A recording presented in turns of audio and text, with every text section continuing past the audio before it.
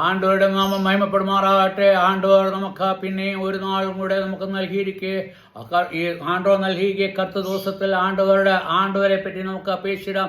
ആണ്ടവർ എന്നാണ് ചൊല്ലുന്നത്. നമ്മൾ ഇന്ന് എപ്പിസോഡ് 79 79 അതുതാണ് നമ്മൾ ഇന്ന് പഠിക്കാൻ പോകുന്നത്. നമ്മൾ നേരത്തെ നമ്മൾ 78 നമ്മൾ എന്നാ വാസിച്ചാശ God give a peace be with you. അതായത് ആണ്ടവരുടെ സമാധാനം നിങ്ങൾക്ക് கிடைக்குமாറാകട്ടെ എന്ന് പൗൽ சொல்லுது. എന്തിനെ അത് சொல்லுதுன்னு சொல்லிയാൽ അവൻ ടൈറ്റസിനെയും അവൻ എന്നാ ചെയ്യാത്തെ അവൻ അனுப்பியாச்சு.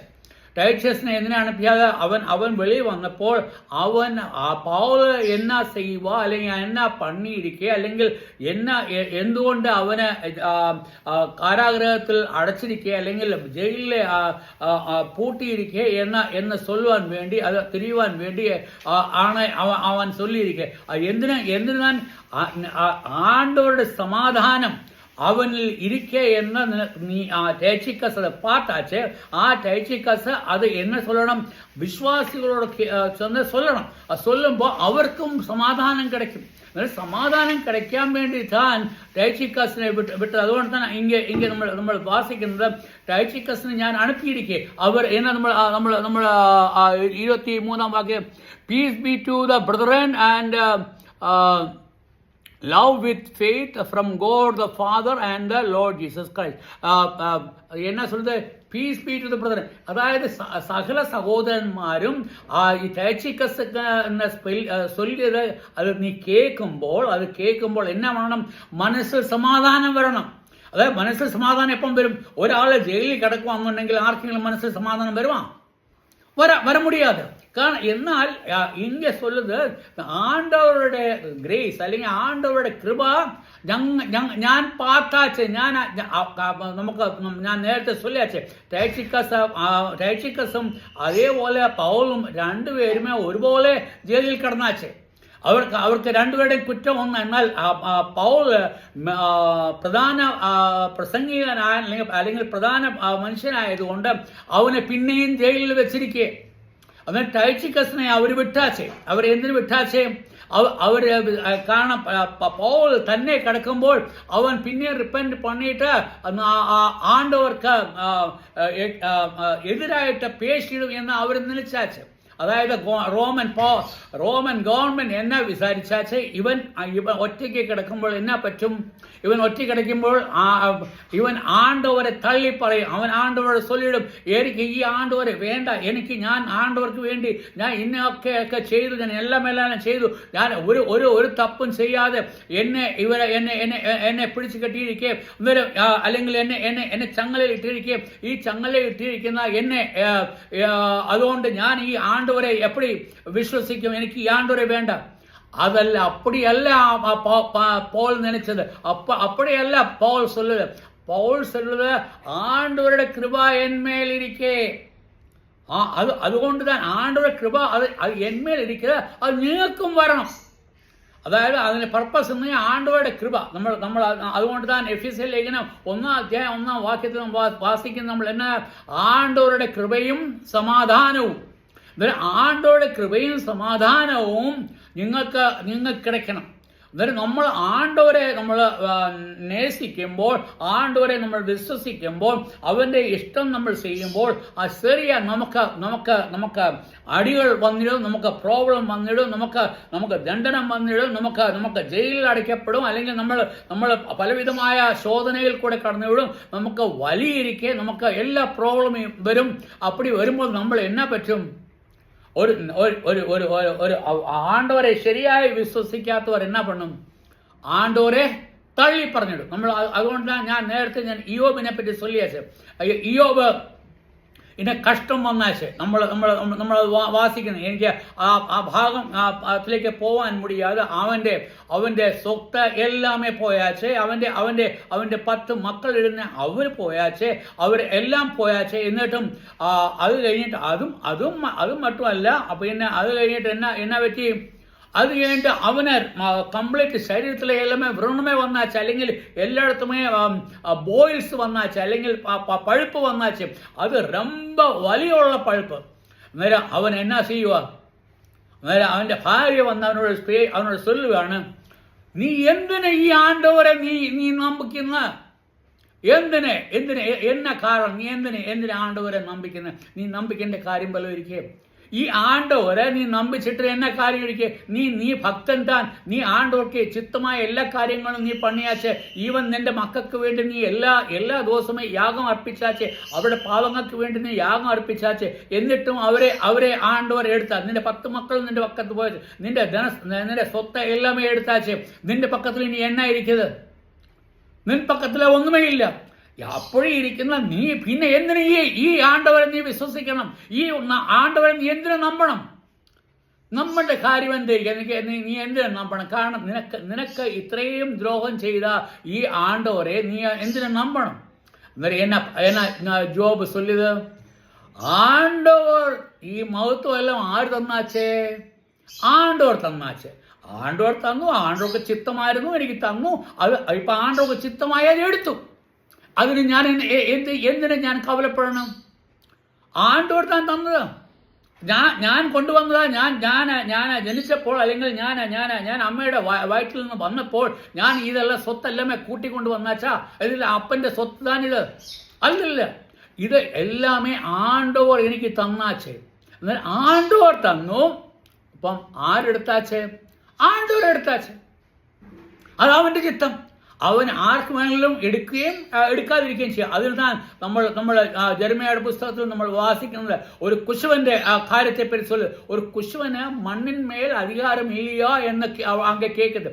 കുശവൻ മണ്ണ് കൊണ്ടുവന്ന് എല്ലാമേ കുളച്ച് അത് എല്ലാമേ ശരിയാക്കി എന്നിട്ട് അതുകൊണ്ട് ഒരു പാത്രം പണുക. ആ പാത്രത്തിന് എന്തെങ്കിലും കേട് വന്നാൽ എന്ത് ചെയ്യും അവന്? ആ മണ്ണ് അപ്പടിയേ എടുത്തിട്ട് പിന്നെയും മിക്സ് പണിട്ട് അടുത്ത മണ്ണ് ആ മണ്ണ് കൊണ്ട് തന്നെ വേറെ ഒരു പാത്രം ഉണ്ടാക്കിയിടും. അന്നേരം ആ കുശവൻ എന്ന് ചൊല്ലിയാൽ മൺപാത്രം പണ്ണെന്ന് വെച്ചാൽ അവന് അപ്പടി ചെയ്യാമെങ്കിൽ ഞാൻ ആണ്ടവർ എനിക്ക് അപ്പടി ചെയ്യാൻ മുടിയാതാ? ஆண்டவர் சொல்லுது, ஆண்டவர் നിന്നോട് കേക്ക്, എനിക്ക് അപ്പടി ചെയ്യാൻ മുടിയാതാ? കാരണം ഞാൻ തന്നെ നിന്നെ മേഞ്ഞാച്ചേ, ഞാൻ താൻ നിനക്ക് അനുഗ്രഹമെല്ലാം തന്നാച്ചേ, ഞാൻ നിനക്ക് എല്ലാമേ തന്നാച്ചേ. എന്നിട്ട് നീ എന്നോട് ചൊല്ലുക, എന്തിന് നീ എന്നെ ഒരു നല്ല പാത്രത്തിന് പകരം നീ ഒരു ചീത്ത പാത്രമാക്കിയാച്ചേ? അല്ലെങ്കിൽ നീ നല്ല പാത്രങ്ങൾ ഇരിക്കെ ചീത്ത പാത്രം? എനിക്കും നല്ല പാത്രമാവണമായിരുന്നു.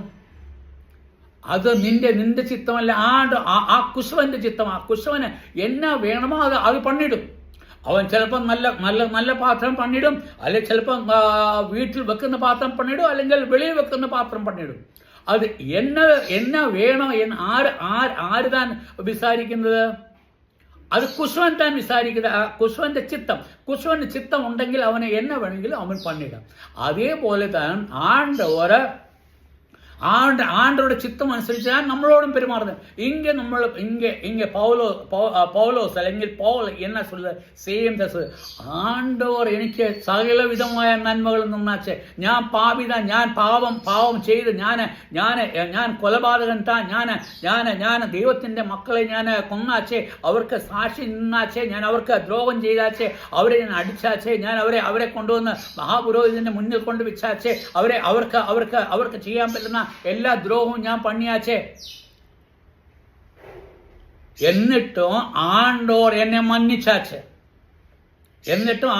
എന്നെ മന്നിച്ചാച്ചേ, എന്നെ തിരഞ്ഞെടുത്താച്ചേ, എന്നോട് ചൊല്ലിയാച്ചേ, ഞാൻ നിന്നെ എനിക്ക് തേവപ്പെടുന്ന പാത്രമാക്കി തീർത്തിടും. അവന് തേവപ്പെടുന്ന പാത്രം എഴുതാൻ അത് അവന്റെ ചിത്രം. അവൻ എന്ത് ചെയ്യണമെന്ന് അവന്റെ പർപ്പസ് എന്നതാ தெரியுமா? അവന്റെ പർപ്പസ് രാജാക്കന്മാരോടും ജാതികളോടും സുവിശേഷം ചൊല്ലുക. ആരോടൊക്കെ? രാജാക്കന്മാരോടും ജാതികളോടും സുവിശേഷം ചൊല്ലുക. അതുകൊണ്ട് ഇസ്രായേൽ മക്കളോട് ചൊല്ലാതെ, ഇസ്രായേൽ മക്കളോടും അവൻ ചൊല്ലിയാച്ചൻ. അവൻ ചൊല്ലുത്, പൗലോസ് തന്നെ ചൊല്ലുത്, ഇസ്രായേൽ മക്കൾ എന്റെ സഹോദരങ്ങൾ താൻ, അവർ നരകത്തിലേക്ക് പോകുന്നത് എനിക്ക് പിടിക്കും, ഞാൻ അവരോടും ചൊല്ലിയാച്ചേ.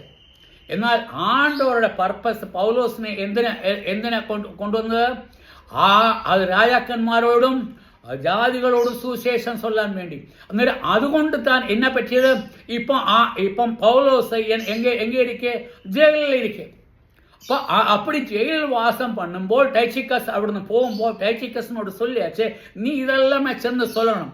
എന്നിട്ട് சொல்லணும், നിങ്ങൾ കവലപ്പെടാതെ പൗലോസിന് യാതൊരു തപ്പും യാതൊരു കുഴപ്പവും ഇല്ല. എന്നാന്ന് ചൊല്ലിയാൽ ആണ്ടവരെ കാപ്പാക്കരുത്, ആണ്ടവരുടെ കൃപ അവരുടെ മേലിരിക്കരുത്, ആണ്ടവർ അവന് സമാധാനം ഇരിക്കെ, അവന് സന്തോഷം ഇരിക്കെ, അതുകൊണ്ട് താൻ അവൻ നിങ്ങൾക്ക് ഈ എഴുത്ത് എഴുതിയാച്ച്. ഈ എഫെസ്യ ലേഖനം അവർ നിങ്ങൾക്ക് എഴുതിയതിന് കാരണം എന്നാ കാരണമെന്നാ, നിങ്ങൾക്ക് സമാധാനം கிடைக்குവാൻ, നിങ്ങൾക്ക് ദൈവത്തിന്റെ കൃപ ലഭിക്കാൻ തക്കോണമാണ് ഞാൻ ഈ അപ്പോസ്തലനായ പൗലോസ് എഴുതിയാച്ച്. അതുകൊണ്ട് 28-ാം വാക്യത്തിൽ എന്നാ, grace be with all them that love our Lord Jesus Christ. ആർക്ക് ദൈവത്തിന്റെ കൃപ கிடைക്കണം? ആരൊക്കെ ആണ്ടവരായ യേശുക്രിസ്തുവിനെ വിശ്വസിക്കുന്നോ അവർക്ക് എല്ലാവർക്കും കൃപ கிடைക്കണം. നീ ഒന്ന് പാർത്ത് നോക്കിക്കേ, ഒരു ജയിലിൽ കിടക്കുന്ന ഒരു വ്യക്തി അപ്പടി എഴുതാൻ പറ്റുമോ? ഇങ്ങ പൗലോസ് ആർക്കൊക്കെ കൃപ கிடைക്കണം? ആണ്ടവരെ വിശ്വസിച്ച എല്ലാവർക്കും, അതായത് ആണ്ടവരെ നമ്പിയ എല്ലാവർക്കും എന്നാ കിടക്കണം? ആണ്ടവരുടെ കൃപ கிடைക്കണം. അതുകൊണ്ട് താൻ നമ്മൾ വാക്യം 1-ാം അധ്യായത്തിൽ നമ്മൾ വാസിക്കുന്നത് എന്ത്? ആണ്ടവരുടെ കൃപയും സമാധാനവും നിങ്ങൾക്ക് கிடைக்குമാറാകട്ടെ. ആണ്ടവരുടെ സമാധാനം, ആണ്ടവരുടെ കൃപ നിങ്ങൾക്ക് கிடைக்குമാറാകണം. അതുതാണ് ആരുടെ ചിത്തം, പൗലോസിന്റെ. അതിന് താൻ ആണ്ടവർ എന്നെ ഈ ജയിലിൽ വെച്ചിരിക്കുന്നത്. ആണ്ടവർ ചുമ്മാ തന്നെ കൊണ്ട് വെച്ചതല്ല, എന്നെ വെച്ചതിന്റെ കാരണം നിങ്ങൾക്ക് തിരിയണം. ഇന്ന സർക്കംസ്റ്റാൻസസിൽ അല്ലെ ഇന്ന സാഹചര്യത്തിൽ ഇന്ന രീതിയിൽ ആണ്ടവർ എന്നെ കാപ്പാക്കത്. ആണ്ടവരുടെ ചിത്തമില്ലാതെ ഈ ഗവൺമെന്റ് എന്നെ ഒന്നുമേ ചെയ്യാൻ മുടിയാതെ. എനിക്ക് എന്തെങ്കിലും ചെയ്യണമെന്നുണ്ടെങ്കിൽ എന്നെ വേണം? ആണ്ടവർ അവർക്ക് പെർമിഷൻ കൊടുക്കണം, അല്ലെങ്കിൽ അവർക്ക് കൊടുത്തെങ്കിൽ മാത്രമേ, അല്ലെങ്കിൽ ആണ്ടവർ ചൊല്ലിയാൽ മാത്രമേ അവന് എന്തെങ്കിലും പറ്റൂ. അതന്നെ നമ്മൾ യോബിൽ നമ്മൾ പാത്ത് നമ്മൾ വാസിക്കുന്ന ആണ്ടവർ പിശാച് ചൊല്ലുത്. എന്നെ ചൊല്ലുത്, നീ അവനെ കെട്ടി വെച്ചിരിക്കേ, നീ എന്നിട്ട് നീ എന്നോട് ചൊല്ലുക, നീ അവൻ നിന്നെ നമ്പുന്നു. അപ്പടിയല്ല നീ അതിന് താൻ ആണ്ടവരെ വിട്ട. കാരണം അവൻ ദൈവത്തോട് അടുക്കാൻ വേണ്ടി, ദൈവത്തിന്റെ സ്നേഹം അവനെ പാക്കാൻ വേണ്ടി, ദൈവത്തിന്റെ നന്മ നമുക്ക് கிடைക്കാൻ വേണ്ടി ഇങ്ങനെ നമ്മൾ വാങ്ങി, grace B with all them that love our Lord Jesus Christ in sincerity. അതായത് സത്യത്തിൽ, നമ്മുടെ ഹൃദയത്തിൽ. നമ്മളെ ഹിന്ദിയിൽ നമ്മൾ എന്നെ വാസിക്കുന്നത് നമുക്കൊന്ന് വാസിച്ച് നോക്കാം. എൻ്റെ പക്കത്തിൽ ഹിന്ദി പുസ്തകം ഇല്ല, ഞാൻ നിലച്ച എൻ്റെ ഹിന്ദി പുസ്തകം. എന്നതാ ആണ്ടവർ ചെയ്ത്? നിങ്ങൾ സിൻസിയാരിറ്റിയിൽ നിങ്ങൾ ആണ്ടവരെ നമ്പിടുക, നിങ്ങൾ ആണ്ടവരുടെ കൃപ നിങ്ങൾ പാക്കുക, ആണ്ടവരുടെ സമാധാനം ഞങ്ങൾക്ക് கிடைக்குമാറാകട്ടെ. നിങ്ങൾ ആണ്ടവർക്ക് നന്ദി ചെയ്യുക. അന്നേരം ആണ്ടവർക്ക് നന്ദി ചെയ്യാൻ വേണ്ടി ആണ്ടവർ നിങ്ങൾക്ക് നൽകിയിരിക്കുന്ന സമയം താൻ. അതുകൊണ്ട് നീ ആണ്ടവരെ നീ വണങ്ങിയിട്ട് ആണ്ടവരെ നമസ്കരിക്കുക. ദൈവനാമം മഹത്വപ്പെടുമാറാകട്ടെ. എൻ്റെ സമയം ഇങ്ങനെ മുടിഞ്ഞാച്ചേ. ആണ്ടവർ നിങ്ങളെ എല്ലാവരും അനുഗ്രഹിക്കട്ടെ. നമുക്ക് കഷ്ടങ്ങളും പ്രയാസങ്ങളും വരുമ്പോൾ നിങ്ങൾ കവലപ്പെടാതെ, ആണ്ടവരുടെ ചിത്തമല്ലാതെ നമുക്കൊന്നും തന്നെ വരാതെ, ആണ്ടവരുടെ നാമം എന്നേക്കും വാഴ്ത്തപ്പെടുമാറാകട്ടെ. ആമേൻ.